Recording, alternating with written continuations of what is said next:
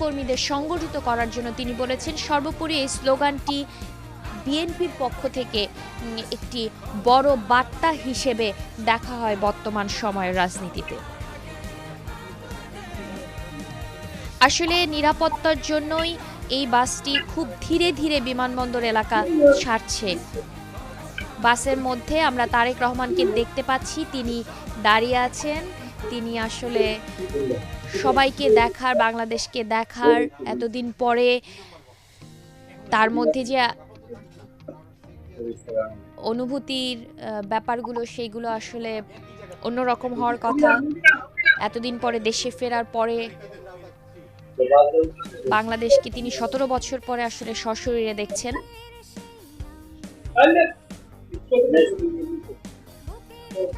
ধীরে ধীরে তাকে বহনকারী যে বাসটি এবং নিরাপত্তা রক্ষাকারী বাহিনীর নিরাপত্তা বলয়ের মধ্য থেকে আসলে এই বহরটি এগিয়ে যাচ্ছে। আমরা সামনে দেখতে পাচ্ছি আইন শৃঙ্খলা রক্ষাকারী বাহিনীর সদস্যদের গাড়িগুলো, এবং তারপরে রয়েছে আসলে গণমাধ্যম কর্মীদেরও কিছু গাড়ি। তারপরে আমরা দেখতে পাচ্ছি বাসটিকে, এবং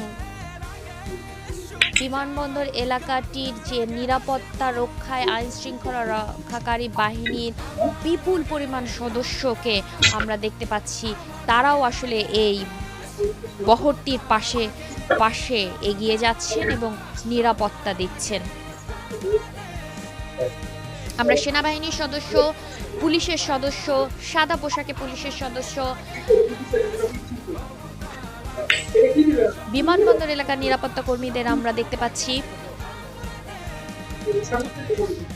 তিনি যতটুকুই এগোতে পারছেন ততবারই চেষ্টা করছেন সবাইকে হাত নেড়ে শুভেচ্ছা জানাতে।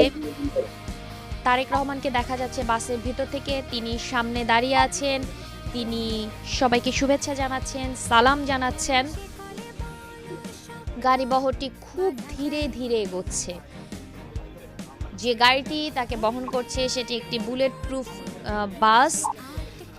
তিনি তার নেতাকর্মীদের সঙ্গে নিয়ে, শীর্ষ নেতৃবৃন্দকে সঙ্গে নিয়ে আসলে বাসে করে এগিয়ে যাচ্ছেন। এর আগে যদি বলি তাহলে হিথ্রো বিমানবন্দর থেকে যখন তাকে বহনকারী বিমানটি বাংলাদেশের মাটিতে এসে পৌঁছায়, সেটি